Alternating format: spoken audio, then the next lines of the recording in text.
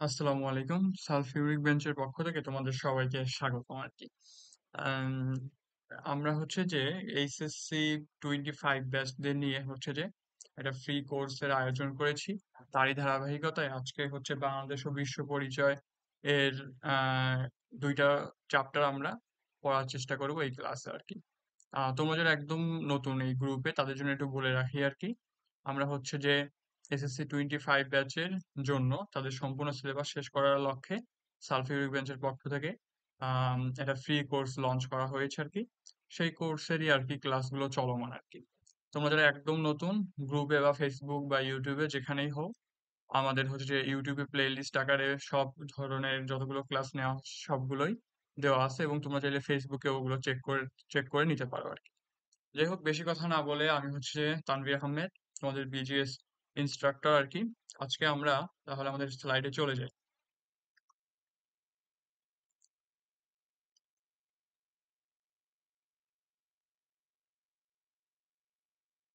দেখো আজকে আমরা হচ্ছে চতুর্থ অধ্যায় দিয়ে শুরু করব। ঠিক আছে, চতুর্থ অধ্যায়ের হচ্ছে যে তোমার অধ্যায়টার নাম হচ্ছে বাংলাদেশের ভূ-প্রকৃতি ও জলবায়ু। বাংলাদেশের ভূ-প্রকৃতি ও জলবায়ু অর্থাৎ এখানে বাংলাদেশ নিয়ে আমরা আলোচনা করব। বিশেষত বাংলাদেশের এই চ্যাপ্টারটাকে আমি ৩ টা ভাগে ভাগ করতে পারি আরকি। যেমন এখানে আমি পয়েন্ট আকারে লিখে দিয়েছি যে বাংলাদেশের ভূ-প্রকৃতি, বাংলাদেশ সহ বিভিন্ন দেশের জলবায়ু এবং ভূমিকম্প। অর্থাৎ আমাদের বাংলাদেশের পৃথিবীর কোন জায়গায় বাংলাদেশের অবস্থান, বাংলাদেশের আবহাওয়া কেমন, জলবায়ু কেমন এবং বাংলাদেশে আসলে অঞ্চল ভিত্তিকভাবে কিভাবে ভাগ করা হয়েছে সেগুলো আমরা ভূ-প্রকৃতির মধ্যে আলোচনা করব আরকি।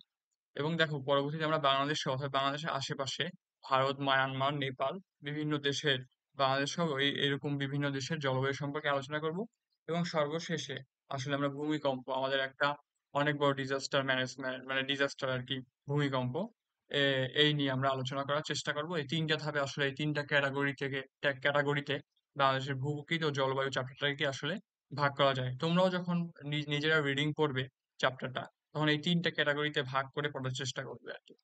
ঠিক আছে? তাহলে তোমাদের জন্য অনেক ভালো বেশি উপকার হবে। এখন দেখো বাংলাদেশের ভূপ্রকৃতি নিয়ে যদি আমি আলোচনা করি, এখানে একটা বাংলাদেশের মানচিত্র আমরা দেখতে পাচ্ছি। ঠিক আছে? এইখানে বাংলাদেশের উপরের দিকে উত্তর আর নিচে হচ্ছে দক্ষিণ। দক্ষিণের দিকে আছে বঙ্গোপসাগর। বাংলাদেশের উপরে উত্তরে আছে দেখো ইন্ডিয়া আছে এদিকে, এদিকে আছে ভুটান। দেখো বাংলাদেশ যদি আমি পৃথিবীর অক্ষাংশ আর দ্রাঘিমা রেখার ভিত্তিতে বলি, আমরা হচ্ছে যে অক্ষাংশ আর দ্রাঘিমা রেখা কি এটা হচ্ছে যে প্রিভিয়াস লেকচার অর্থাৎ সৌরজগৎ ও ভূমণ্ডল এই অধ্যায়ে অনেক ভালোভাবে ডিটেলস পড়ে এসেছি। তোমরা যারা ভিডিওগুলো দেখো নাই তারা প্লে লিস্টে গিয়ে ইউটিউবের প্লে লিস্টে গিয়ে দেখে আসতে পারো আর কি।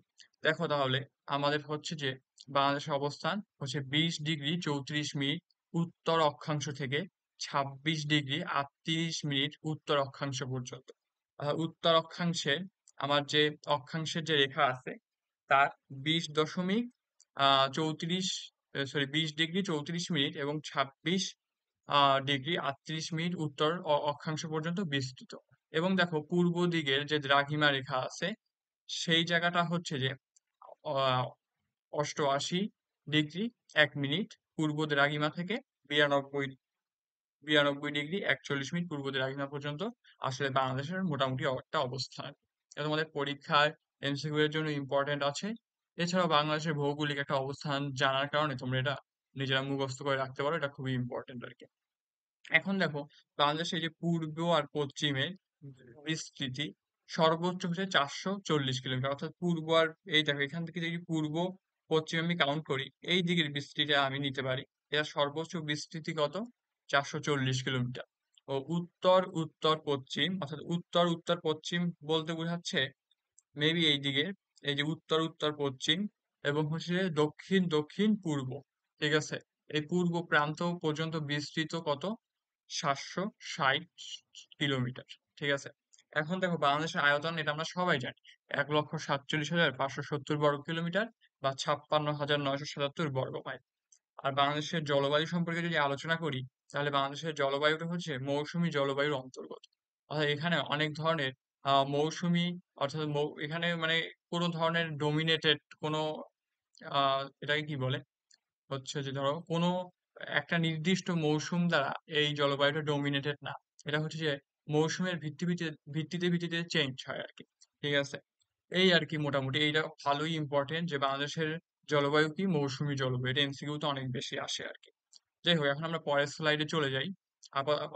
এটা এই যে ইনফরমেশন গুলো, এগুলো প্রত্যেকটা ইনফরমেশন অনেক বেশি ইম্পর্টেন্ট তোমার এমসিকিউ এর জন্য, অলসো জ্ঞানমূলকের জন্য। তো তোমরা হচ্ছে যেটা নোট করে রাখতে পারো কিংবা একটা স্ক্রিনশট নিয়ে রাখতে পারো আর কি। এখন দেখো আমরা হচ্ছে বইয়ের পিডিএফ এ চলে আসছি আর কি। দেখো এখানে আসলে আমি যে কথাগুলো বলছি এখানে সুন্দরভাবে লেখা আছে, তোমরা একটু রিডিং করে নিও আর কি। তারপরে দেখো আহ হুম বাংলাদেশের ভূপ্রাকৃতিক অঞ্চলের শ্রেণীবিভাগ, অর্থাৎ বাংলাদেশ হচ্ছে যে একটা বৃহত্তম বদ্বীপ। ঠিক আছে, বাংলাদেশ কি পৃথিবীর অন্যতম বৃহৎ বদ্বীপ। ঠিক আছে, বাংলাদেশের উপর দিয়ে বয়ে গেছে অসংখ্য নদ নদী। এরপরে দেখো বাংলাদেশের সামান্য পরিমাণে উচ্চভূমি রয়েছে। ভূ প্রকৃতির ভিত্তিতে বাংলাদেশের প্রধানত তিনটি শ্রেণীতে ভাগ করা যায়: টারশিয়ারি যুগের পাহাড়সমূহ, প্লাইস্টোসিন কালের সোপানসমূহ ও সাম্প্রতিক কালের প্লাবন সমভূমি। অর্থাৎ বাংলাদেশের যে ভূমি আছে, ভূপ্রকৃতি আছে, এটাকে আমরা তিন ভাগে ভাগ করতে পারি। এই তিনটা হচ্ছে ভাগ। এর মধ্যে সাম্প্রতিক কালে যে প্লাবন বনভূমিটা আছে, এটা হচ্ছে বাংলাদেশের ম্যাক্সিমাম অঞ্চল জুড়ে আসলে কি বিস্তৃত। কারণ আমরা বুঝতে পারছি সমভূমি, আর বাংলাদেশের ম্যাক্সিমাম অঞ্চল কিন্তু সারফেস এলাকাটা বেশি আর কি, সমভূমিটাই বেশি। এখন দেখো একটা একটা করে আমরা একটু রিডিং করার চেষ্টা করি।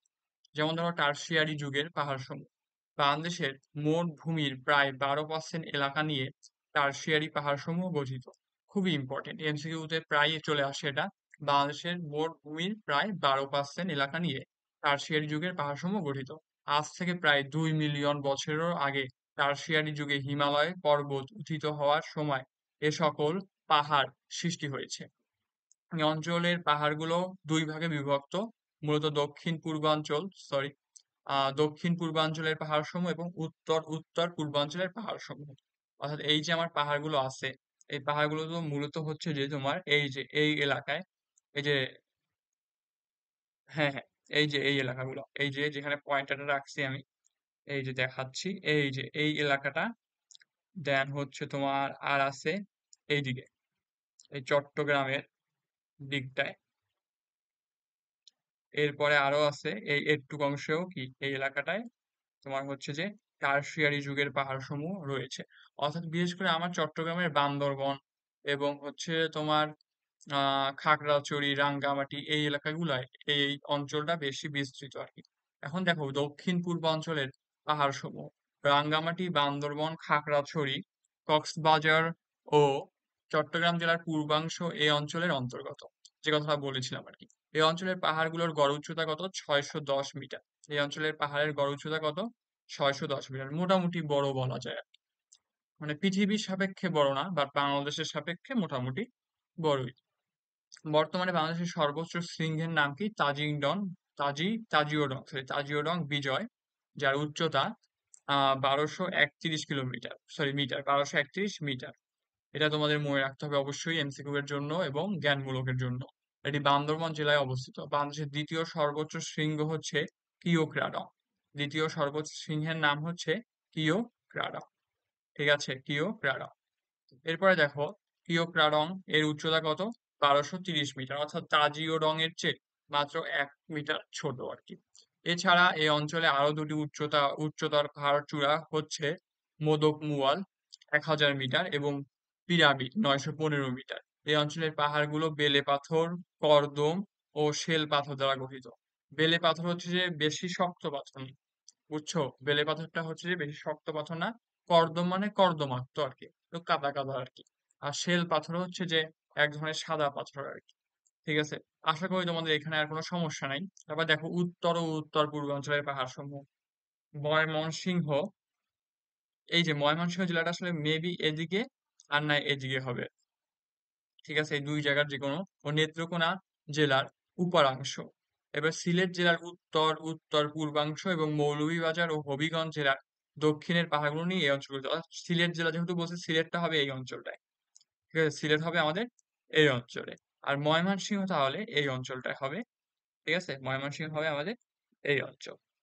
তাহলে হচ্ছে যে এই পাহাড়গুলোর গড় উচ্চতা কত? এই পাহাড়গুলোর গড় উচ্চতা মাত্র 244 মিটারের বেশি নয়। যে এর এর আগে যে দক্ষিণ অঞ্চলের যে পাহাড়গুলো ছিল ওগুলো 610 হলো গড় উচ্চতা। আর এখানের পাহাড়গুলোর উচ্চতা মাত্র 244, তাহলে খুবই ছোট বলা যায়। উত্তরের পাহাড়গুলো স্থায়ীভাবে টিলা নামে পরিচিত, অর্থাৎ এইসব এগুলোকে আসলে পাহাড়ও বলে না, স্থানীয়রা এদের কি বলে, টিলা বলে আর কি। ছোট পাহাড়কে আসলে টিলা বলা হয়। এগুলোর উচ্চতা, সরি, উত্তরের পাহাড়গুলো স্থায়ীভাবে টিলা নামে পরিচিত। এগুলোর উচ্চতা হচ্ছে কত, 30 থেকে 90 metre, which is so low আর কি। মানে একটা কত, আম 8-9 তলা বিল্ডিং এর সমান হইতে পারে মেবি। এই অঞ্চলের পাহাড়গুলোর মধ্যে চিকোনাগুল, তারপরে খাসিয়া ও জয়ন্তিয়া প্রধান। এই লাইনটা ইম্পর্টেন্ট, এটাও তোমরা মনে রাখার চেষ্টা করবে। মোটামুটি টারশিয়ারি হচ্ছে যে কি বলে, টারশিয়ারি যুগের পাহাড়সমূহ নিয়ে একটুকুই আলোচনা তোমাদের বইয়ে আছে।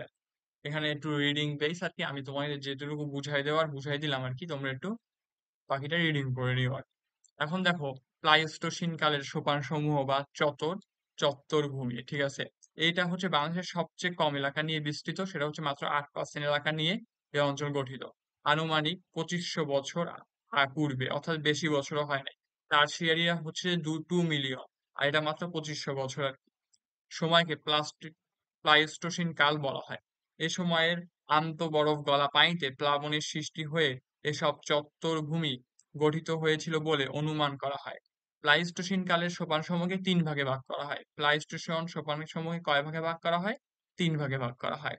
দেখো কি কি ভাগে ভাগ করা হয়, তা হচ্ছে বরেন্দ্র ভূমি, মধুপুর, এটা পুরোটাই আহ, তারপর হচ্ছে যে বরেন্দ্র, হ্যাঁ বরেন্দ্র ভূমি, তারপর মধুপুর ও পাওয়ালের গড় এবং লালমাই পাহাড়। নওগাঁ, রাজশাহী, বগুড়া, জয়পুরহাট, রংপুর ও দিনাজপুর জেলার অংশবিশেষ নিয়ে বরেন্দ্র ভূমি গঠিত। আমি তো এখানে লাল মার্ক করে তোমাদের টারশিয়ারি যুগগুলো দেখিয়েছি, ওয়েট একটু অন্য কালার দিয়ে হচ্ছে যে তোমার ইয়ারা দেখায়। দেখো হচ্ছে যে তাহলে কোন কোন জায়গায় হচ্ছে যে এই এলাকাটায়, ও সরি,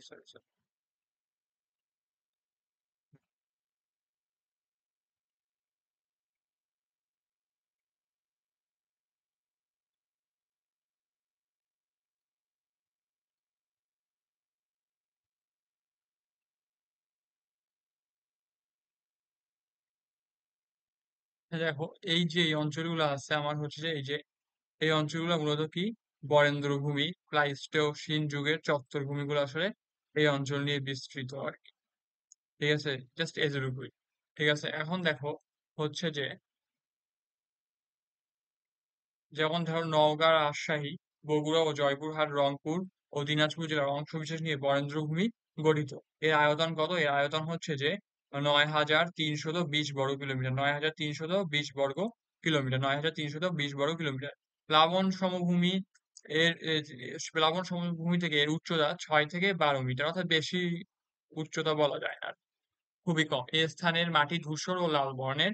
এই স্থানের মাটি কেমন? ধূসর ও লাল বর্ণের। ময়মনসিংহ, টাঙ্গাইল, গাজীপুর, ঢাকা জেলার অংশ বিশেষ নিয়ে মধুপুর, ভাওয়ালে সোপানসমূহ গঠিত।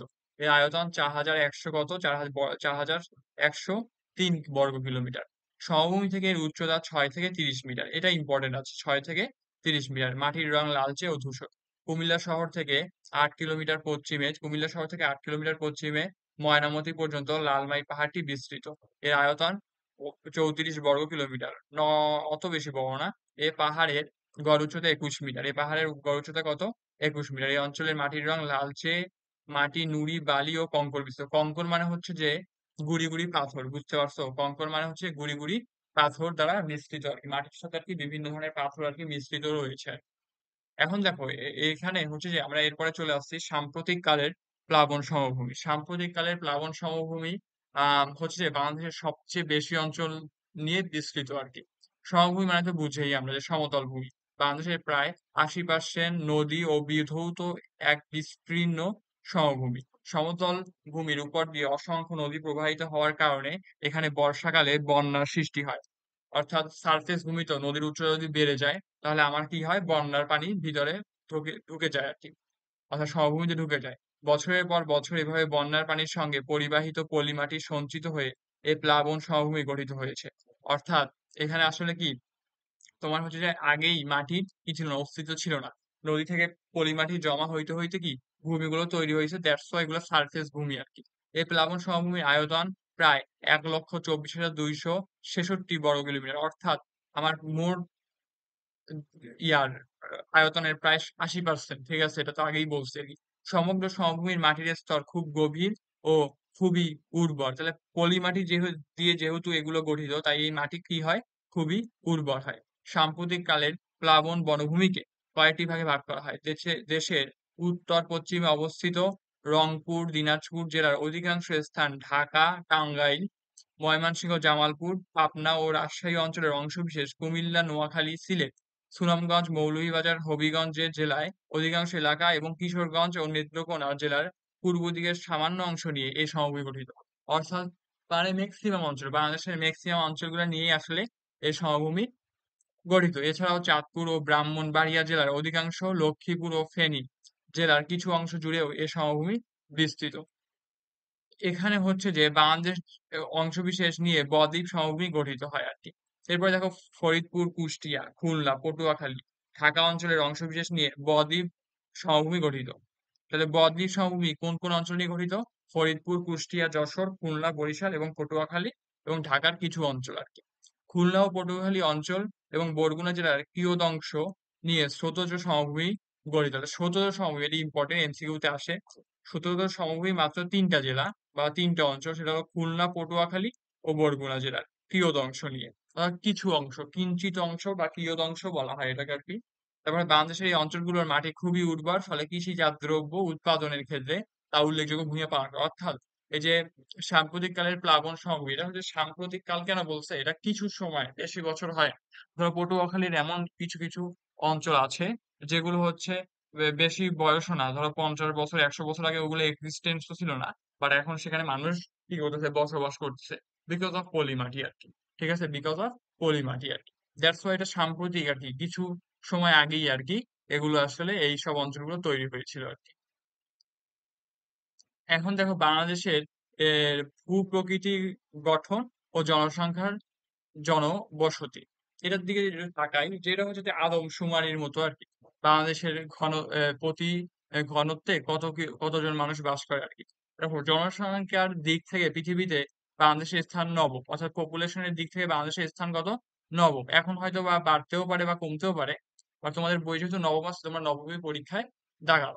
ভূখণ্ডের তুলনায় এদেশের জনসংখ্যার ঘনত্ব খুব বেশি, তাছাড়া জনসংখ্যার বৃদ্ধির হারও বেশি।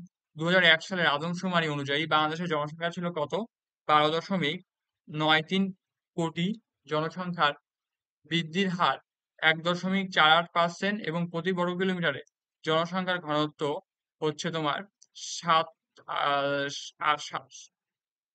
৮৭৬ জন।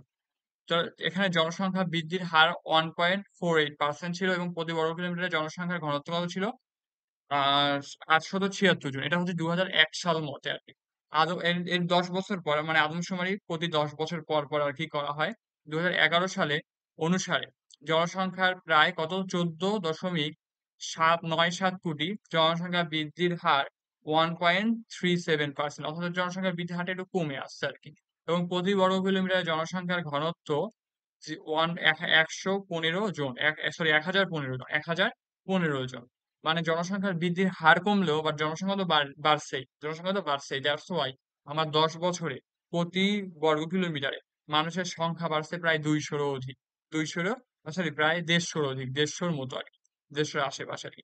ভূপ্রকৃতির গঠনের ভিন্নতার কারণে এদেশের অঞ্চল ভেদে জনসংখ্যার ঘনত্বের পার্থক্য দেখা যায়। অর্থাৎ তুমি এই জিনিসটা হচ্ছে যে এটা হচ্ছে একটা খুবই জেনারেল কথা, যে সমভূমি যেখানে যেখানে চাকরি শিক্ষার সবকিছু হচ্ছে তোমার ক্ষেত্র বেশি, সেখানে মানুষের অবশ্যই বসবাস বেশি থাকবে।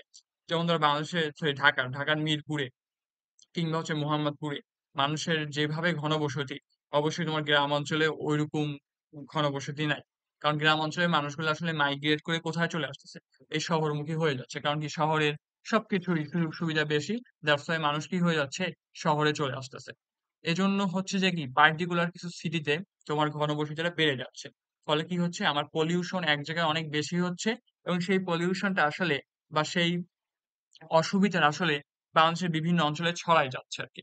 এখন বাংলাদেশের মানুষ যতই বেশি হোক, যদি এগুলা ধরো একটা সুষম বন্টনে থাকতো।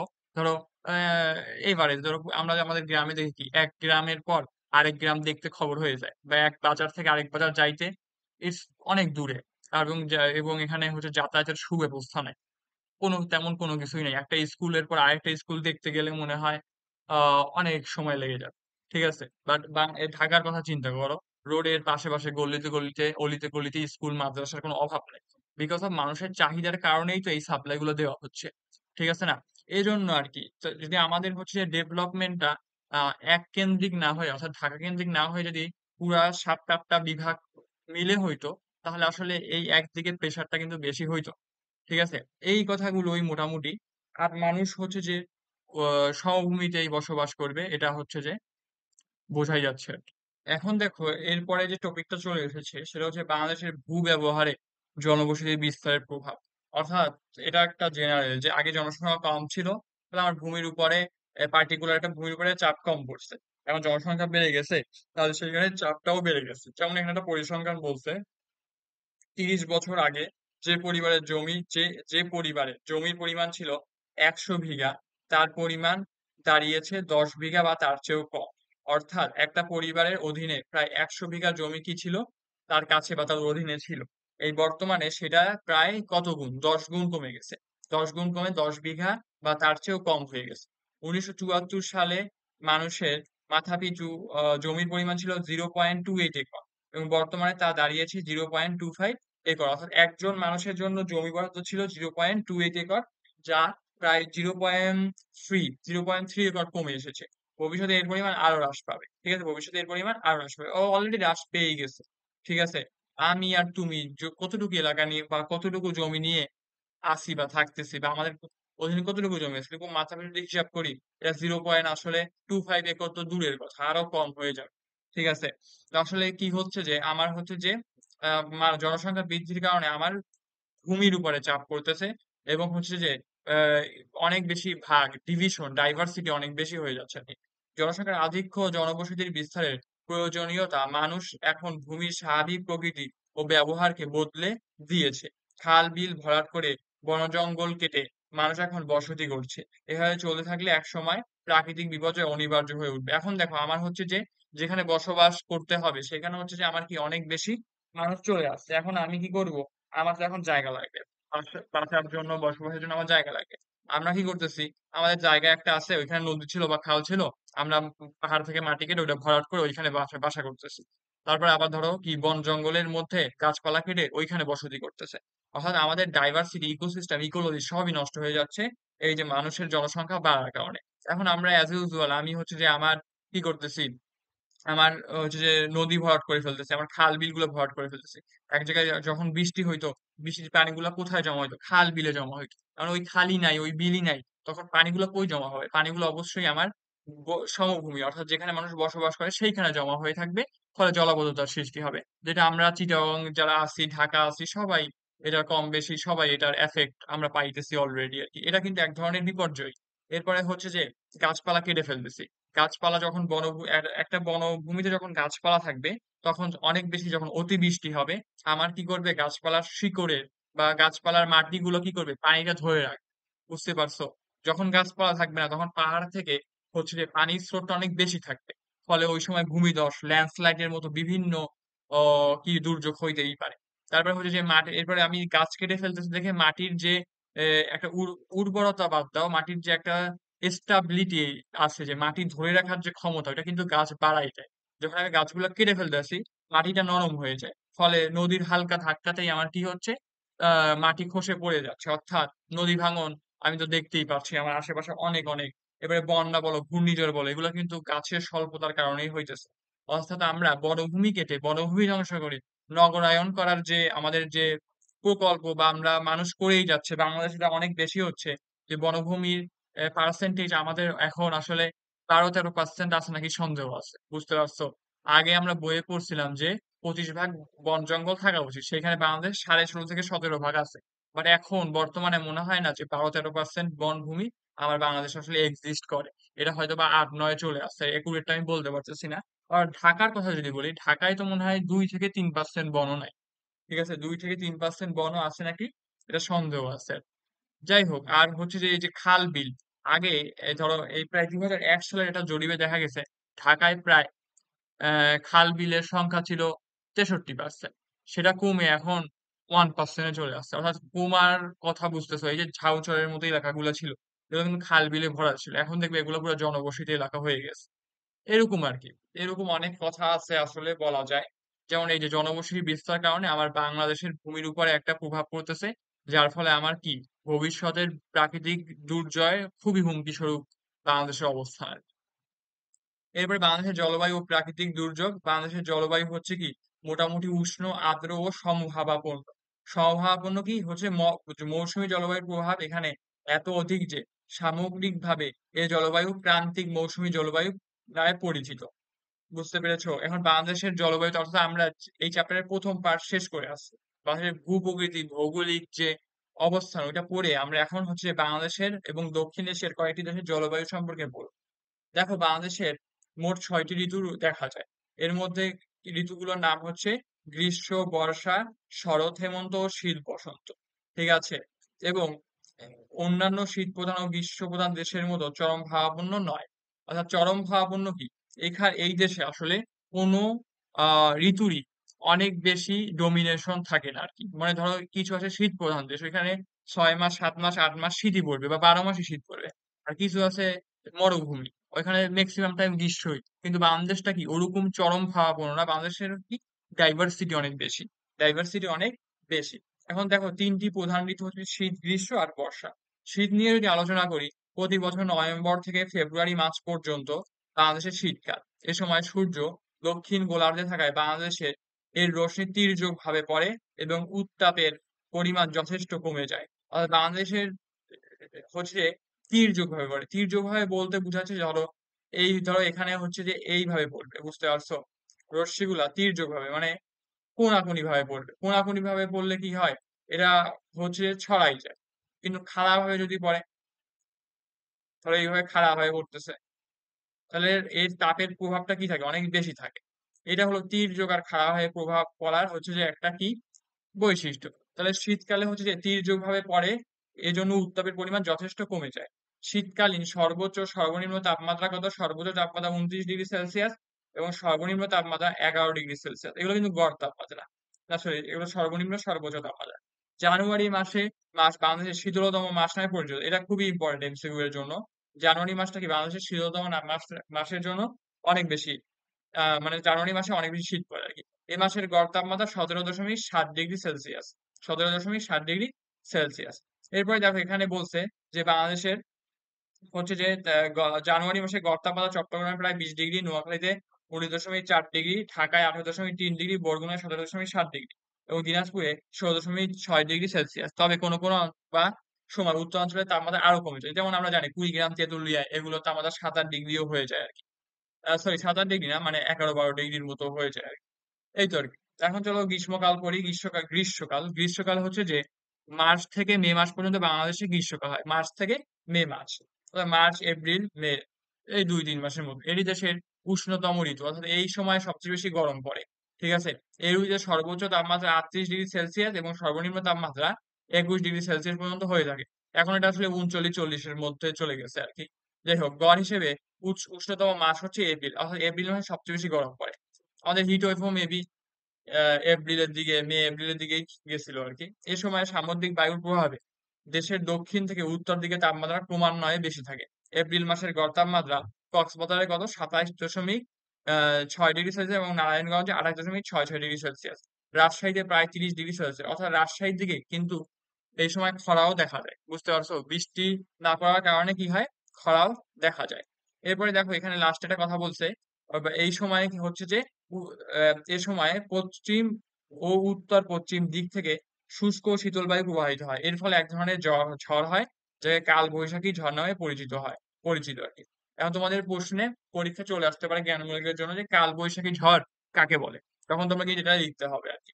এরপরে দেখো যে 1991 সালের 29 এপ্রিল সংঘটিত ঘূর্ণিঝড় ও জলোচ্ছ্বাসে বাংলাদেশের উপকূলে, বিশেষত চট্টগ্রাম উপকূলে ব্যাপক সম্পদ ও জীবনহানি ঘটেছিল। অর্থাৎ 1991 সালের 29 এপ্রিল সংঘটিত ঘূর্ণিঝড়ের কারণে বাংলাদেশের উপকূল অর্থাৎ চট্টগ্রাম উপকূলে অনেক বেশি কি হয়েছিল, আহ ক্ষতির সম্মুখীন হয়েছিল। অর্থাৎ এই সময় কিন্তু ঘূর্ণিঝড়েরও দেখা যায়। কারণ কি? এর কারণ হচ্ছে যে এপ্রিল ও মে মাসে আমার বঙ্গোপসাগরের সৃষ্ট নিম্নচাপের কারণে। ঠিক আছে? যেখানে নিম্নচাপ হবে সেই নিম্নচাপটা পূরণ করার জন্য অবশ্যই যেখানে উচ্চচাপ আছে সেখান থেকে আমার বায়ুটা সজোরে চলে আসবে। সজোরে চলে আসবে। তোমরা হয়তো সায়েন্স স্টুডেন্ট তোমরা তো পড়ছোই ব্যাপন আর নিঃসরণ। ঠিক আছে? ব্যাপন আর নিঃসরণ। যে ব্যাপন কখন হয়? যে উচ্চ ঘনত্বর এলাকা থেকে নিম্ন ঘনত্বর এলাকায় যায়। আর নিঃসরণটা কখন হয়? যে একটা বেলুনের মধ্যে বাতাস আছে। ঠিক আছে? বাতাসটাকে যখন একটা ছিদ্র পাবে ওইখান থেকে অনেক উচ্চ হারে চলে যাবে। অর্থাৎ যে বেলুনের ভিতরে বাতাসের ঘনত্ব বেশি আর বেলুনের বাইরে ঘনত্ব কম। অর্থাৎ বেলুনের ভিতরে উচ্চ চাপ, বেলুনের বাইরে হলো নিম্নচাপ। এই জন্য সজোরে বাতাসটা বেরিয়ে আসছে। সজোরে। ঠিক আছে? এই এই মানে এই সাইকোলজিটাকেই কাজে লাগাই আসলে এটা আমরা বুঝতে পারি যে আসলে আমরা এক জায়গায় নিম্নচাপের তৈরি হয়েছে, ওইখানে বায়ু নিম্নচাপ হয়েছে, তাহলে যেখান থেকে উচ্চচাপ ওইখান থেকে অবশ্যই সজোরে একটা বায়ু আসবে। এই বায়ুটা আসার কারণে হচ্ছে যে আমার নদীর প্রবাহর দিক পরিবর্তিত হয়ে যাবে এবং অনেক বেশি মেঘ, আচ্ছা মেঘ বায়ুর কারণে তো মেঘ উড়ে আসবে। মেঘ হচ্ছে এক অঞ্চল থেকে আরেক অঞ্চলে উড়ে আসবে। ফলে বৃষ্টিপাত হবে অনেক বেশি, নদীর দিক পরিবর্তিত হবে, নদীর ওয়েভ যে আছে ওটা আরো শক্তিশালী হবে। এর ফলে কি হবে? একটা ঘূর্ণিঝড়ের সৃষ্টি হবে। আশা করি তোমরা ভালোভাবে বুঝতে পারছো আর কি। এরপরে দেখো বর্ষাকাল। বাংলাদেশের জুন হতে অক্টোবর মাস পর্যন্ত, June July August September October, প্রায় অনেক মাস পর্যন্তই কি বর্ষাকাল। জুন মাসের শেষ দিকে মৌসুমী বায়ুর আগমনের সাথে সাথে বাংলাদেশের বর্ষাকাল শুরু হয়। এখানেও কিন্তু মৌসুমী বায়ুর একটা প্রভাব রয়েছে। মৌসুমী বায়ুর একটা কি আছে? প্রভাব রয়েছে। এরপরে দেখো এ সময় সূর্য বাংলাদেশের উপর লম্বভাবে কিরণ দেয়, যেটা বলছিলাম যে লম্বভাবে কিরণ দেয় বলে অতিরিক্ত তাপ অনুভূত হয়। অর্থাৎ এই সময় বৃষ্টি হলেও কিন্তু আমাদের একটা হেজিটেশন বোধ হয়। বৃষ্টির পরে ধরো বৃষ্টির সময় ভালো লাগতেছে, বাট বৃষ্টির পর কিন্তু দেখবা যে মানুষ ঘামায় যাচ্ছে বা অস্বস্তি বোধ হচ্ছে। এর কারণটা হচ্ছে কি? সূর্য কিন্তু আমাদের লম্বভাবে কি দেয়? তোমার হচ্ছে যে চাপ দেয় এই জন্য। এই সময়কার গড় উচ্চতা প্রায় 27 ডিগ্রি সেলসিয়াস। বর্ষাকালের মধ্যে জুন ও সেপ্টেম্বর মাসে সবচেয়ে বেশি গরম পড়ে। বর্ষাকালের মধ্যে আচ্ছা, তাহলে আমরা গ্রীষ্মকালে কখন বেশি গরম পড়েছিলাম আর কি? সেটা হচ্ছে এপ্রিল মাসে। আর বর্ষাকালে হচ্ছে জুন ও সেপ্টেম্বর, অর্থাৎ এই যে চলতেছে আর কি। জুন মাসের গরম মোটামুটি ভালোই গরম পড়ছে আর কি। যাই হোক, বাংলাদেশের মোট বৃষ্টিপাতের 5 ভাগের 4 ভাগ বৃষ্টিপাতই হয় বর্ষাকালে। অর্থাৎ প্রায় কি বলা যায়, 5 ভাগের 4 ভাগ। এটা হচ্ছে যে ধরো হচ্ছে প্রায় 5 ভাগ যদি করি 100-কে,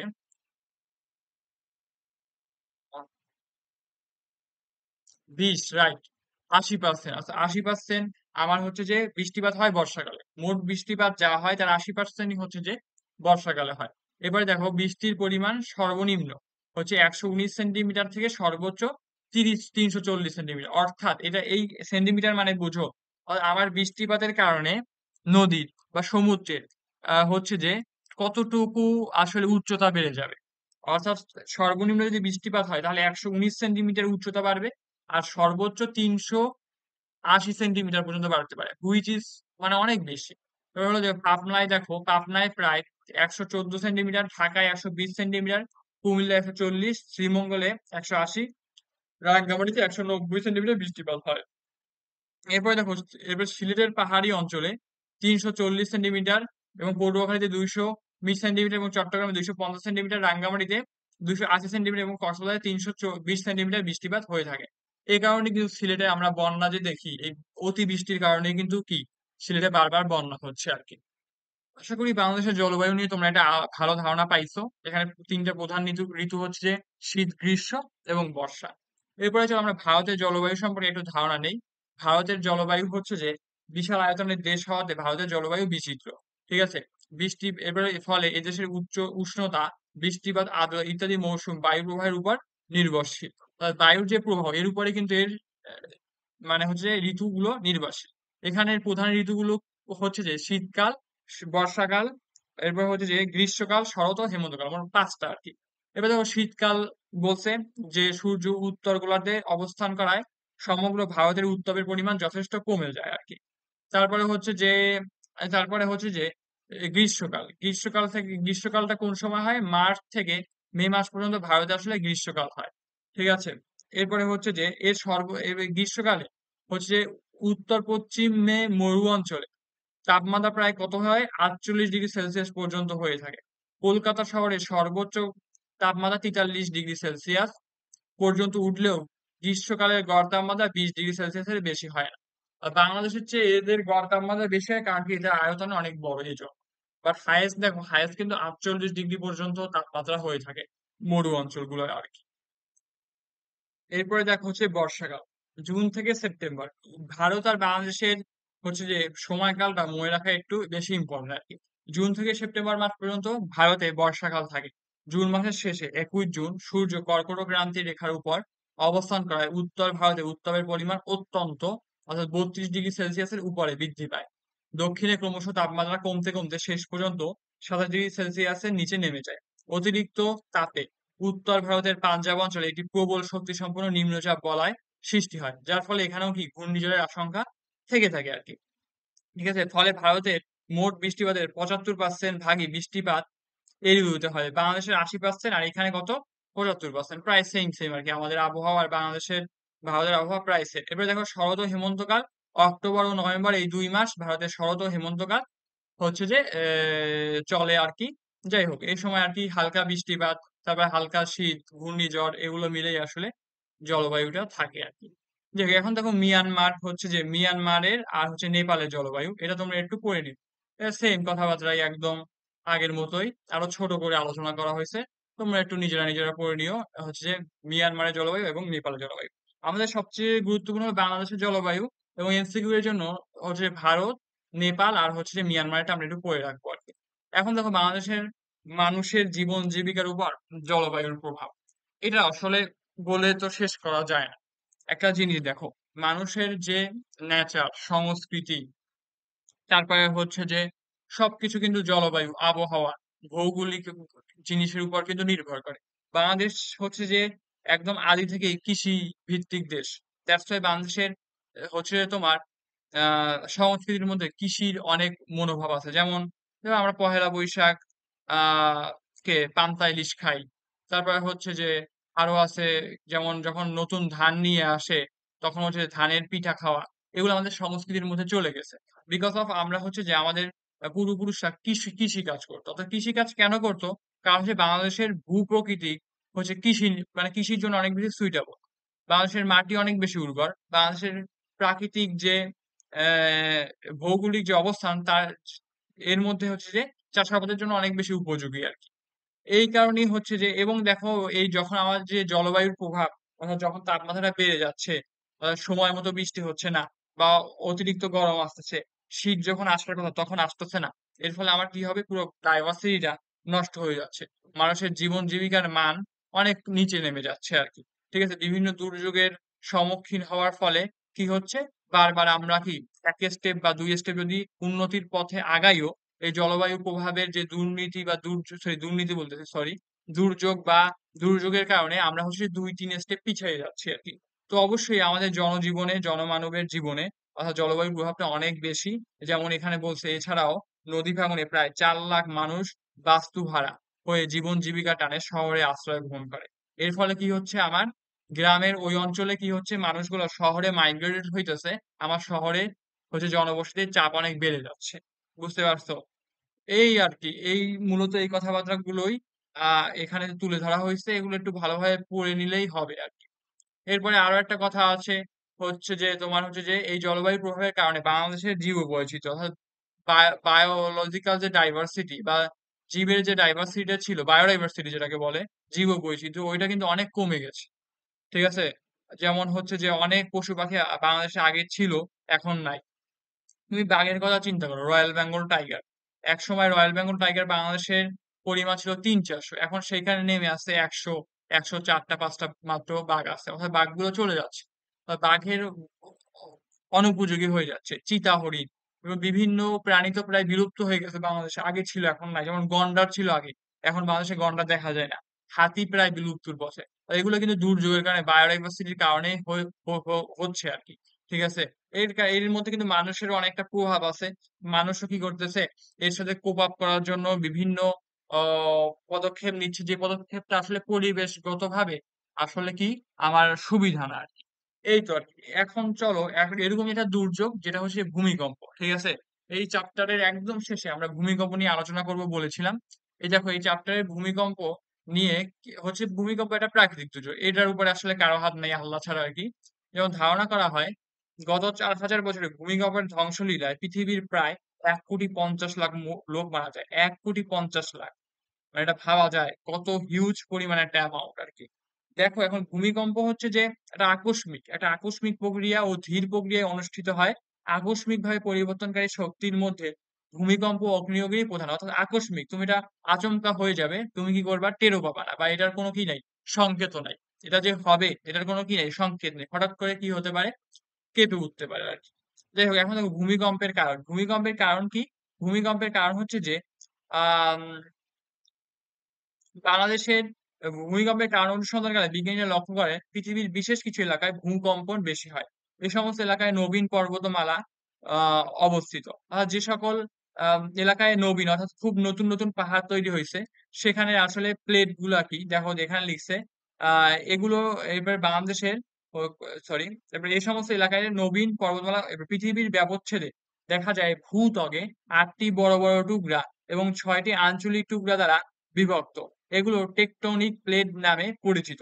ভূপৃষ্ঠে যেসব কারণে ভূমিকম্প হয়ে থাকে তার মধ্যে অন্যতম হলো এই প্লেটগুলোর বিভিন্ন রকম স্থানান্তর বা বিচ্যুতি। অর্থাৎ প্লেটগুলো যখন সরে যায় তখন কি এটা কম্পনের সৃষ্টি হয়, যার কারণে আমার কি হয়, পুরো যে অঞ্চল আছে ভূ অঞ্চলটা কেঁপে ওঠে আর কি। ঠিক আছে, এরপরে দেখো এছাড়াও পাশাপাশি অবস্থানরত দুটি প্লেটের একটি অপরটির সীমানা বরাবর তলদেশে ঢুকে পড়ে অথবা অনুভূমিক আগে পিছে সরে যায়, এই ধরনের সংঘাতপূর্ণ পরিবেশে ভূমিকম্প সংঘটিত হয়। এই আর কি। ভূমিকম্পের ফলাফল কি, ভূমিকম্পের ফলাফল আমরা সবাই কম বেশি জানি। অর্থাৎ ভূত্বকে ফাটল হয়, চ্যুতির সৃষ্টি হয়, অর্থাৎ মানে ভাঙনের ফাটলের সৃষ্টি হয়। কখনো সমুদ্র তলের অনেক স্থান উপরে ভেসে ওঠে। অর্থাৎ হ্যাঁ, আমরা কিন্তু এই এর আগেই পড়ে আসছি হচ্ছে যে নদ নদী চ্যাপ্টারে পড়ে আসছি যে 1786 সালে মেবি হচ্ছে একটা ভূমিকম্পের কারণে ব্রহ্মপুত্রের কি হয়, গতিপথ পরিবর্তিত হয়। গতিপথ পরিবর্তিত হয়ে এটা যমুনা নদীতে আসলে ডাইভার্টেড হয়। ঠিক আছে, এখানে কিন্তু ভূমিকম্প তাইলে নদীর গতি পরিবর্তনের জন্য অনেক বেশি দায়ী, বা নদী গতি বাধা বা বন্ধ করে দেওয়ার জন্য কি ভূমিকম্প আসলে কি হয়, দায়ী। এবং ভূমিকম্পের ঝাঁকুনিতে পর্বত গাত্র থেকে বৃহৎ বরফখণ্ড হঠাৎ নিচে পতিত হলে পর্বতের পাদদেশে ব্যাপক ক্ষতিস্থান হয়, এবং তার সাথে সাথে কি হয়, সমুদ্রের উচ্চতাও কিন্তু বেড়ে যায়। ঠিক আছে, এই তো এই মোটামুটি এগুলো একটু রিডিং পড়ে নিলে তোমাদের হয়ে যাবে আর কি। ভূমিকম্পের ক্ষয়ক্ষতি হ্রাসের পদক্ষেপ, ক্ষয়ক্ষতি হ্রাস পদক্ষেপ করার জন্য আমরা কি করব, আমাদের হচ্ছে যে হচ্ছে যে তোমার প্রিভেন্ট নিতে হবে। প্রোটেকশন এর আগে, প্রোটেকশন হচ্ছে প্রতিরোধ করা, প্রোটেক্ট করা, প্রোটেক্টের আগে প্রিভেন্টলি আসলে কিছু কাজ করতে হবে। অর্থাৎ প্রতিরোধ আর প্রতিকার, প্রতিকারের চেয়ে প্রতিরোধটা আগে করতে, সরি ভুল বলে ফেললাম না, প্রতিরোধ, রাইট, প্রতিরোধ করতে হবে, রাইট। প্রতিকারের চেয়ে অর্থাৎ ভূমিকম্পের ড্যামেজ হয়ে যাওয়ার পর প্রতিকার করার চেয়ে আগে ভাগে প্রতিরোধ একটা, ধরো পরিবেশ তৈরি করা কি বুদ্ধিমানের কাজ আর কি।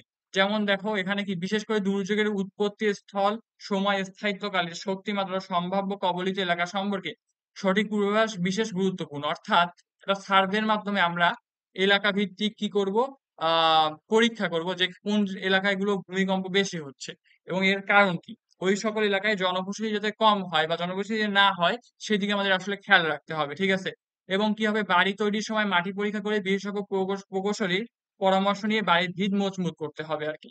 ঠিক আছে, এবং কি করতে হবে, বাড়ি থেকে বের হওয়ার একাধিক পথ রাখতে হবে, বহুতল ভবনে জরুরি সিঁড়ি রাখতে হবে, বিদ্যুৎ গ্যাস লাইন ত্রুটি মুক্ত রাখতে হবে, বাড়ির আসবাবপত্র যথাসম্ভব কাঠের হওয়া ভালো, প্রতিটি বাড়িতে সদস্যদের জন্য হেলমেট রাখতে হবে। তাহলে এই সকল কাজ করার মাধ্যমে আমরা কি ভূমিকম্প থেকে আসলে কি করব, নিজেকে সেফ রাখতে পারবো। সেফ রাখা বলা যায় না, কারণ এটার কোনো কি নেই, সংকেত নাই। তুমি যে আগে শুনে এটার কি করবে, একটা সংকেত বা একটা তুমি একটা সেফ জোনে চলে যাবে এরকম না, বাট তোমার হচ্ছে যে কিছু আহ এই দিক নির্দেশনা গুলা মেনটেন করে তুমি তোমার ক্ষতিটা কমাইতে পারো। ঠিক আছে, ক্ষতিটা কি করতে পারবা, কমাতে পারবে আর কি। বিশ্বের ভূমিকম্প প্রবণ অঞ্চল দেখো, প্রশান্ত মহাসাগরীয় অংশ, ভূমধ্যসাগরীয় হিমালয় এবং মধ্য আটলান্টিক ভারত মহাসাগরীয় সাগরীয় শৈলশিরা অংশ, এই তিনটে অঞ্চল কি ভূ ভূমিকম্প প্রবণ অঞ্চল। ঠিক আছে, ভূমিকম্প প্রবণ অঞ্চল। এরপরে দেখো বাংলাদেশের ভূমিকম্পের কারণ কি, ভৌগোলিক অবস্থানগত কারণে বাংলাদেশ ইন্ডিয়ান ও ইউরোপিয়ান প্লেটের সীমানার কাছে অবস্থিত। এই কারণে বাংলাদেশের ভূমিকম্প প্রবণ অঞ্চল। ভূমিরূপ ও ভূ অভ্যন্তরীণ কাঠামোগত কারণে বাংলাদেশের ভূ আলোড়ন জনিত শক্তি কার্যকর এবং এর ফলে এখানে ভূমিকম্প হয়। মানব সৃষ্ট ও প্রাকৃতিক কারণে দেশের কিছু অংশ দেবে যাচ্ছে, আবার কিছু অংশ ভেপে উঠছে। এভাবে ভূস্ফীতির ফলে ভূমিকম্পের সম্ভাবনা বাড়ছে। অর্থাৎ বাংলাদেশে মানুষের কিছু কারণে মানুষ কি করতেছে, খননের কাজ করতেছে, ফলে ভূমির কিছু অংশ ডেবে যাচ্ছে, আবার কি করতেছে, কিছু ডাবা অংশকে পূরণ করে ফেলতেছে। এই যে একটা আনব্যালেন্স সিচুয়েশনের কারণে কি হইতেছে, আমাদের ভূমিকম্পের সম্ভাবনাটা কি বেড়ে যাচ্ছে। এবং গাছ কাটা, পাহাড় হচ্ছে যে পিলারের মতো। তোমার অনেক বইয়ে লেখা আছে যে দেশটাকে সাস্টেনাবল করার জন্য, অর্থাৎ পৃথিবীকে সাস্টেনাবল করার জন্য পিলার স্বরূপ কিছু পাহাড় মানে আল্লাহ তাআলা বা সৃষ্টিকর্তা হচ্ছে নির্মাণ করছে। এই পাহাড়গুলো কেটে যখন মানুষ সমতল ভূমি করে ফেলতেছে, তখন কি হচ্ছে যে আমার সাস্টেনেবিলিটি যেটা আছে, মাটির সাস্টেনেবিলিটি নষ্ট হয়ে যাচ্ছে। ফলে কি হচ্ছে, আমরা ভূমিকম্পে বা মানে কিছুদিন পর পরই আমরা ভূমিকম্পের সম্মুখীন হচ্ছি আর কি। এবার ভূমিকম্প, এরপরে এখানে আরো বিভিন্ন কথা আছে, এগুলো একটু পড়ে নিও, এগুলো আসলে রিডিং করলেই হবে। যেমন ভূমিকম্প তিনটি বলয় দেখানো হয়। প্রথম বলয়কে প্রলয়ঙ্করী, দ্বিতীয় বলয়কে বিপজ্জনক এবং তৃতীয়কে লঘু। প্রলয়ঙ্করী হচ্ছে যে ওইখানে সবচেয়ে ডেঞ্জার জোন বেশি, বিপজ্জনক হলো মিড ডেঞ্জার জোন, আর লঘু হচ্ছে কি কম ডেঞ্জার জোন আর কি। এবারে এই বলয় সমূহকে সিসমিক রিস্ক জোন বলা হয়, সিসমিক রিস্ক জোন বলা হয়। প্রলয়ঙ্করী বলয়ে রয়েছে বান্দরবান, চট্টগ্রাম, সিলেট, ময়মনসিংহ, রংপুর। বিপজ্জনক বলয়ে রয়েছে ঢাকা, টাঙ্গাইল, বগুড়া, দিনাজপুর এবং দেশের অন্যান্য অঞ্চল লঘু বলয়ে অবস্থিত। এই তো, এই মোটামুটি এগুলো পড়লেই তোমাদের হয়ে যাবে। এখন দেখো ভূমিকম্পের ঝুঁকি মোকাবেলায় বাংলাদেশের প্রস্তুতি ও প্রয়োজনীয় পদক্ষেপ। এটা হচ্ছে যে নগরায়ণ যে আমরা করতেছি, আমাদের নগরায়ণটা কি অপরিকল্পিত। তুমি পুরান ঢাকায় যদি যাও, ওইখানে যদি ভালোভাবে একটা ভূমিকম্প হয়, পুরান ঢাকা পুরো ধ্বংস হয়ে যাবে। কারণ এটা কি একদম নগরায়ন, মানে কোনো কিছু মেনে এটা করা হয় নাই। এজন্য কি যে রাজধানী ভূমিকম্পজনিত ঝুঁকি বাড়ছে আর কি। এজন্য আমাদের কি করতে হবে, অবশ্যই আম, আমাদের মানুষের সাথে, সরকারের সাথে এবং মানুষকে ওই ব্যাপারে সচেতন হতে হবে আর কি। এবারে হচ্ছে, এবং অবশ্যই ঢাকার দিকে যে জনবসতিটা বেড়ে যাচ্ছে, তার চাপ সৃষ্টি হচ্ছে, এইটাও প্রতিরোধ করতে হবে। এবারে ভূমিকম্পের ঝুঁকি মোকাবিলায় বাংলাদেশের প্রস্তুতি, এগুলা মোটামুটি তোমরা একটু পড়ে নিও, এগুলা পড়লেই হয়ে যাবে। ভূমিকম্পের প্রস্তুতি স্বরূপ একজন ব্যক্তির করণীয়, দেখো বাড়িতে ব্যাটারি চালিত রেডিও, টর্চ, বাতি সবসময় রাখা, প্রাথমিক চিকিৎসা সরঞ্জাম প্রস্তুত রাখা, বাড়ির পানি, গ্যাস, বিদ্যুৎ মেইন কোথায় জেনে রাখা, এবং অবশ্যই হাসপাতাল, ফায়ার ব্রিগেড প্রভৃতির ফোন নাম্বার রাখা, স্কুলে বাচ্চাদের ভূমিকম্প সম্পর্কে ধারণা দেওয়া। এগুলো মোটামুটি একজন মানুষের, অর্থাৎ আমার বা তোমার, আমরা ইন্ডিভিজুয়াল মানুষের, এগুলো আমাদের দায়িত্ব ভূমিকম্প প্রতিরোধের কারণে। ভূমিকম্প চলাকালীন সময় জনসাধারণের করণীয়, অর্থাৎ নিজেকে শান্ত স্থির রাখতে হবে। এরপরে শক্ত আসবাবপত্রের নিচে আশ্রয় নিতে হবে, ধরো খাটের নিচে ঢুকে যাবা, বা টেবিল, কাঠের শক্ত টেবিলে নিয়ে যেতে হবে। আর যদি পসিবল হয় খোলা মাঠে চলে যেতে হবে, খোলা মাঠে চলে যেতে হবে, বেশি আতঙ্কিত দৌড়াদৌড়ি করা যাবে না। ঠিক আছে। ভূমিকম্পের পর একজন সচেতন ব্যক্তির করণীয় কি, অর্থাৎ ভূমিকম্পের পর যদি কেউ আঘাত হয় তাহলে তাকে চিকিৎসা কেন্দ্রে নিয়ে যেতে হবে, এবং পানি, গ্যাস, বৈদ্যুতিক লাইন পরীক্ষা করতে হবে। বাড়ির দরজা জানালা খুলে দেওয়া, টেলিভিশন, রেডিও সংবাদ মাধ্যম খোলা রাখা, এবং সবসময় নিউজ গুলা কি আহ, লেখা। এবার লুটোতরাজ থেকে সাবধান থাকা, অভিজ্ঞ লোকদের পরামর্শ চলাফেরা।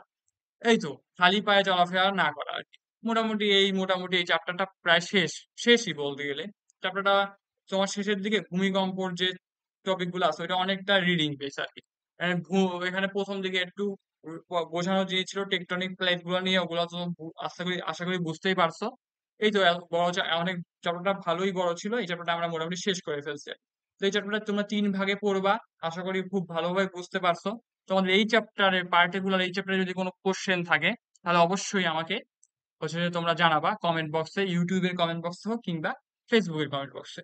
এবং এই চ্যাপ্টারের কি তোমরা শর্ট নোট করে রাখতে পারো, শর্ট নোট গুলা তোমরা, এবং আমি যে লাইন অঙ্কগুলো দাগাই দিয়েছি তোমরা অবশ্যই বইয়ে এই অংশগুলো দাগিয়ে দাগিয়ে পড়বা আর কি। এখন চলো আমরা হচ্ছে যে আজকে আমাদের দ্বিতীয় যে টপিকটা পড়বো। তোমরা চাইলে 5-10 মিনিট ব্রেক নিয়ে আসতে পারো আর কি, যেহেতু আমরা আরেকটা নতুন চ্যাপ্টার শুরু করতেছি। সেই চ্যাপ্টারটা হচ্ছে যে আমাদের নবম অধ্যায়ের মানে বাংলাদেশ ও বিশ্ব পরিচয় বইয়ের নবম অধ্যায়, জাতিসংঘ ও বাংলাদেশ। এই অধ্যায়টা তোমাদের মনে হয় বিজিএস এর সবচেয়ে ছোট অধ্যায়ের মধ্যে একটা। ঠিক আছে, মাত্র 6 থেকে 7 পেজে তাই বেশি সময় লাগবে না। দেখো, জাতিসংঘ ও বাংলাদেশ অর্থাৎ ইউনাইটেড নেশন ও বাংলাদেশ, ঠিক আছে, আমরা এইটার দুইটার মধ্যে একটা রিলেশন পড়ার চেষ্টা করব যে জাতিসংঘের আসলে আবির্ভাব কোথা থেকে হয়েছে, জাতিসংঘের কাজ কি, জাতিসংঘের অঙ্গরাজ্যগুলো কি, এবং জাতিসংঘে বাংলাদেশের আসলে ভূমিকা কতটুকু, বাংলাদেশের অবস্থানটা কোথায়, সেটা সম্পর্কে আমরা আসলে মোটামুটি এই চ্যাপ্টারে আলোচনা করব। এখন দেখো, আমরা কোনো একটা কিছু সম্পর্কে জানতে হলে যে জাতিসংঘের ইতিহাস কোথা থেকে আসছে জানতে হলে অনেকটা আগে থেকেই শুরু করতে হবে, সেটা হচ্ছে প্রথম বিশ্বযুদ্ধ। দেখো, আমরা হচ্ছে নবম জাতিসংঘ বাংলাদেশ, এখানে হচ্ছে আমরা প্রথমে জাতিসংঘের আবির্ভাব কেন হয়, জাতিসংঘের আসলে কোন উদ্দেশ্যে আসলে ইউনাইটেড নেশন গঠিত হয় সেটা সম্পর্কে প্রথমে জানবো, এবং বাংলাদেশের ভূমিকা কি আসলে জাতিসংঘে।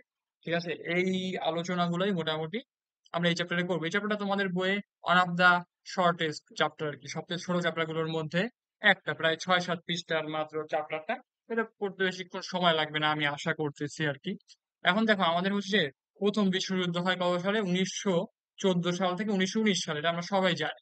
ঠিক আছে, এই প্রথম বিশ্বযুদ্ধের বিপর্যয় দেখে, এই যে বিশ্বের মধ্যে এতটা যুদ্ধ, এতটা অশান্তি দেখে একটা সংগঠন গঠিত হয়, সেটা হচ্ছে লিগ অফ নেশন, যেটা হচ্ছে যে 10ই জানুয়ারি 1920 সালে।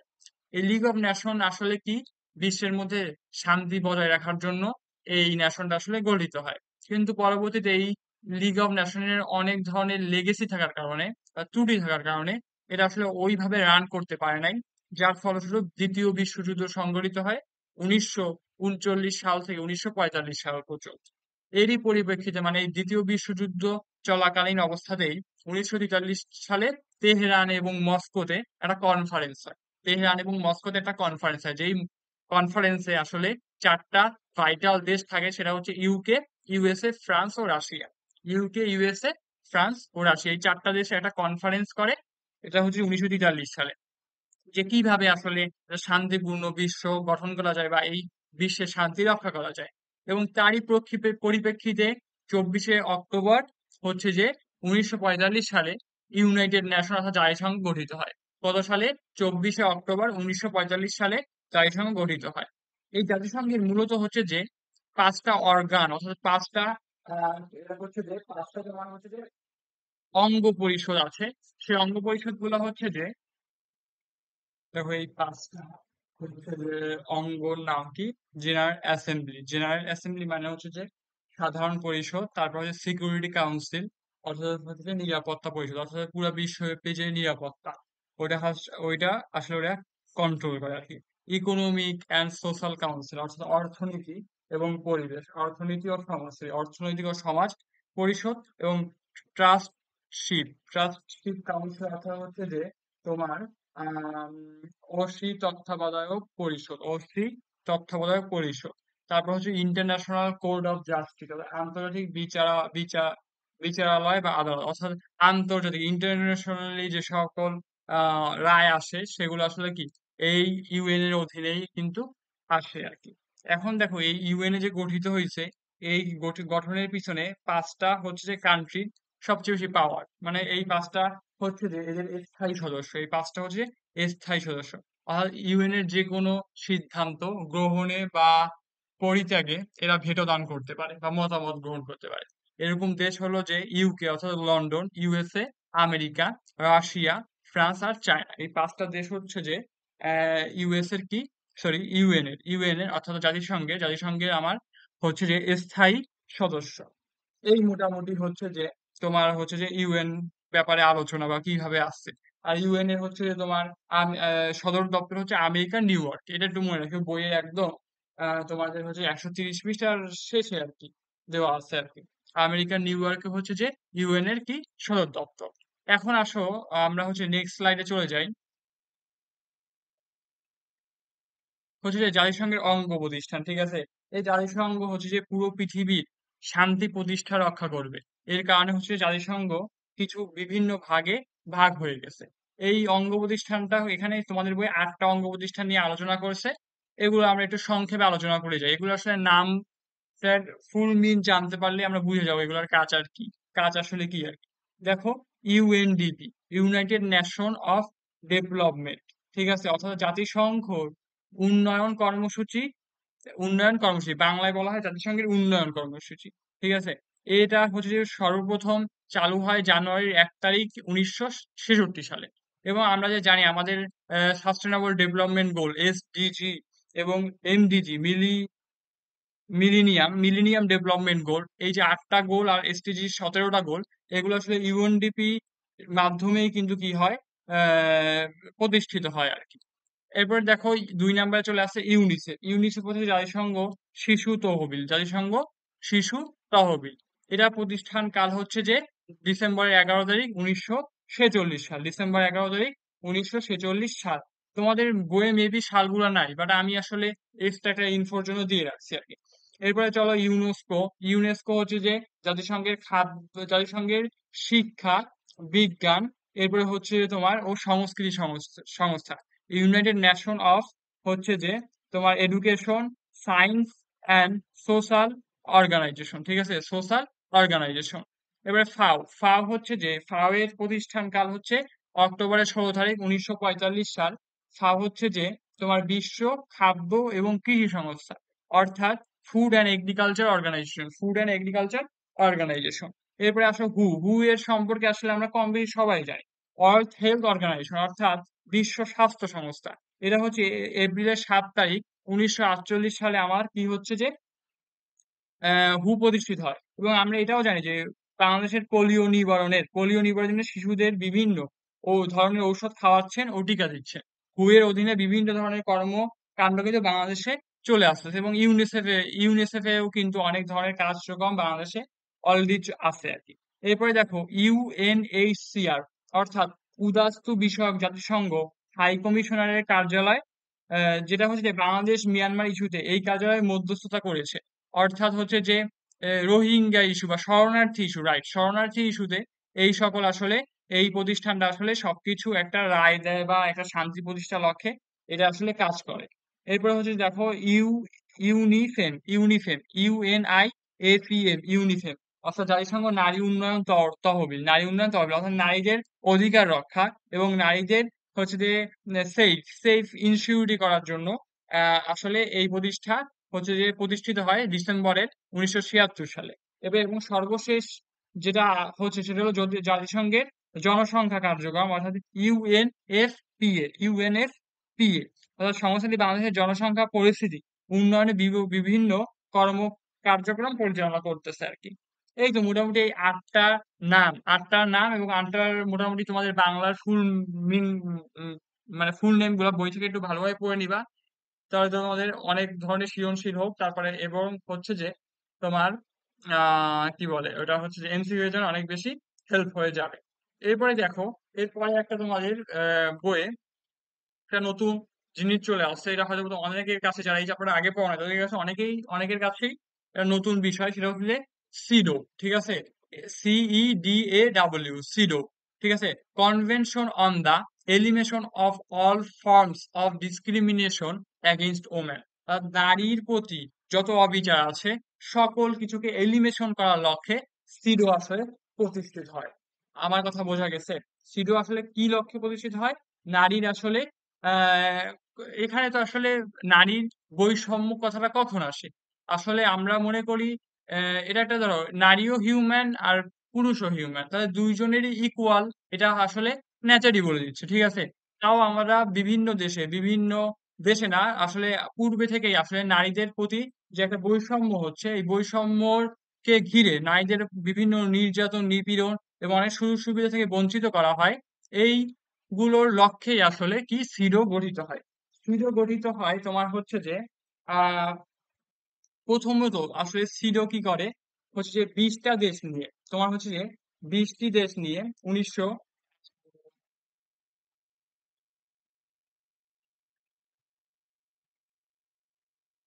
সিডোর প্রথম ধারণা আসে আসলে 18 ডিসেম্বর 1974 সালে, বুঝতে পেরেছো? মানে সিডোর প্রথম ধারণা আসে। এরপরে 3 সেপ্টেম্বর 1981 সালে 20টা দেশের সমর্থন করার পর এর কার্যকর আসলে কি হয়, চালু হয়। সিডোর কার্যকর আসলে 20টা দেশে, যে 1971 সালে 20টা দেশের হচ্ছে যে এগ্রিমেন্টে, অর্থাৎ এগ্রির মাধ্যমে এই যে সিডোর কার্যক্রম চালু হয়। এবং এট লাস্ট হচ্ছে তোমার আহ এর পরবর্তীতে 132 দেশটা আসলে সিডোকে সাপোর্ট করে। 132 সালে হচ্ছে যে সিডোকে সাপোর্ট করে আর কি। তো সিডো আসলে মূলত 1979 সালে গঠিত হয়। 1979 সালে সিডো মূলত গঠিত হয় এবং সিডোর আসলে সিডোর সনদে 30টি আর্টিকেল অর্থাৎ 30টি ধারা রয়েছে। যার মধ্যে 16টি ধারা হচ্ছে অ্যাবাউট ডিসক্রিমিনেশন অর্থাৎ নারীরা কিভাবে নির্যাতিত হচ্ছে, নিপীড়িত হচ্ছে, এই 30টা ধারার মধ্যে 16টা ধারায় এগুলো ব্যাখ্যা করা আছে। আর 14টা ধারার মধ্যে এগুলোর সমাধান কিভাবে এগুলো সলিউশন করা যায় এগুলো আসলে বলা আছে। এবার দেখো সিডোর কিছু উল্লেখযোগ্য কার্যক্রম হচ্ছে 1999 সালের 17ই নভেম্বর আন্তর্জাতিক নারী নারী নির্যাতন প্রতিরোধ দিবস গড়ে তোলে। এরপরই পরবর্তীতে নভেম্বরের 25 থেকে ডিসেম্বরের 10 তারিখ পর্যন্ত নারী নির্যাতন প্রতিরোধ পক্ষ তারা গঠন করে এবং সর্বোপরি এই রেজাল্ট অনুযায়ী 8ই মার্চ বিশ্ব নারী দিবস পালন করা হয়। এখন দেখো নারীকে সম্মান করার জন্য আলাদা কোনো মাসের বা দিনের দরকার হয় না বা নারীর ক্ষমতায়ন বাস্তবায়নের জন্য কোনো দিনের আসলে দরকার নাই। বাট এটা একটা রিমেম্বার, একটা ইতিহাস কিভাবে আসলে আমাদের ইতিহাসটা ডাইভার্টেড হয়েছে, কিভাবে আসলে আধুনিকতার দিকে ডাইভার্টেড হয়েছে, আমরা কুসংস্কৃতিকে বর্জন করে আসলে কিভাবে আসলে আমরা সঠিক সংস্কৃতি বা সঠিক শিক্ষার দিকে ধাবিত হয়েছি এবং এর পিছনে কি কি ঘটনা আসলে ছিল এবং কারা আসলে এই ঘটনার হচ্ছে যে মানে কন্ট্রোল করছে, এটাই মূলত এখান থেকে আমরা জানতে পারছি আর কি। সিডর আসলে নারীর ক্ষমতায়নে পুরো বিশ্বের মধ্যেই নারীর ক্ষমতায়ন হচ্ছে যে প্রতিষ্ঠিত লক্ষ্যে সিডোর ভূমিকা আসলে অনেক বেশি। তো সিডো নিয়ে তোমাদের বইয়ে মোটামুটি 1 পৃষ্ঠার মতো না, অল্প অল্প আলোচনা করা আছে, এই কথাগুলাই আসলে মোটামুটি বলা হয়েছে। এখন চলো আমরা নেক্সট স্লাইডে চলে যাই। এখন দেখো আমরা হচ্ছে যে এই চ্যাপ্টার একদম শেষের অংশে চলে আসছি।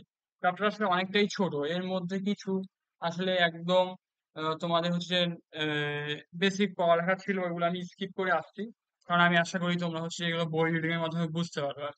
কিছু আর কি ভাইটাল টপিক গুলো আমি আসলে তুলে ধরছি। এখন দেখো একদম শেষের দিকে কি আছে, জাতিসংঘে বাংলাদেশের শান্তি প্রতিরক্ষা বাহিনীর ভূমিকা।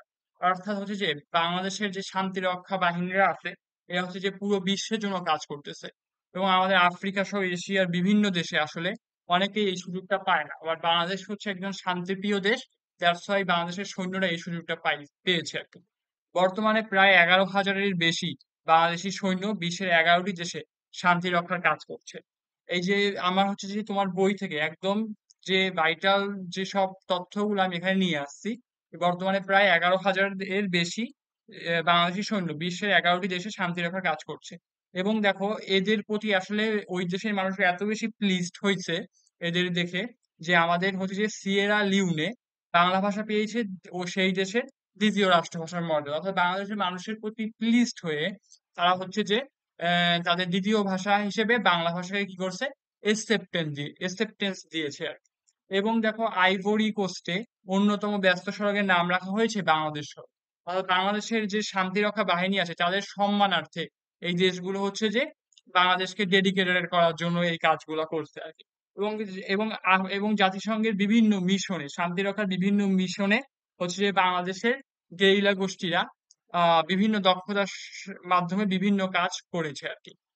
এর মধ্যে একটা হচ্ছে যে আফ্রিকা ও এশিয়ার দেশগুলোতে যুদ্ধদেহী 2 বা ততোধিক সশস্ত্র গেরিলা গোষ্ঠীর মাঝে দাঁড়িয়ে বাংলাদেশি সৈন্যরা অত্যন্ত দক্ষতার সাথে অস্ত্র বিরতি পর্যবেক্ষণ করেছে। ঠিক আছে, এবং শান্তি রক্ষার ক্ষেত্রে বাংলাদেশের এই যে বাহিনী আছে গেরিলা বাহিনীর ভূমিকা অনেক ভালোভাবে তোমাদের বইয়ে বিস্তারিত আলোচনা করা হয়েছে। এবং আরো একটা ইম্পর্টেন্ট তথ্য এখানে মিস হয়ে গেছে, যে এই যে বিশ্বের শান্তি প্রতিষ্ঠা রক্ষায় বা রক্ষার্থে প্রায় 68 জন বাংলাদেশি সৈন্য বিশ্ব শান্তির জন্য শহীদ হয়েছে। হুইচ ইজ আমাদের জন্য অনেক বেশি রেসপেক্টের এবং বেদনার যে আসলে আমাদের দেশের আসলে 68 জন বাংলাদেশি সৈন্য পৃথিবীর শান্তি রক্ষার ক্ষেত্রে শহীদ হয়েছে আর কি।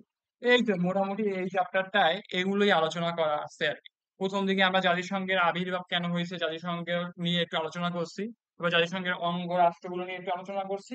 এরপরে হচ্ছে যে আমরা হচ্ছে জাতিসংঘর পরে সিডো নিয়ে একটু আলোচনা করছি, নারীর ক্ষমতায়ন, এরপরে নারীর হচ্ছে যে আম, তারপর হচ্ছে কি নারীর একটা সুরক্ষা বাস্তবায়ন এই নিয়ে আলোচনা করছি।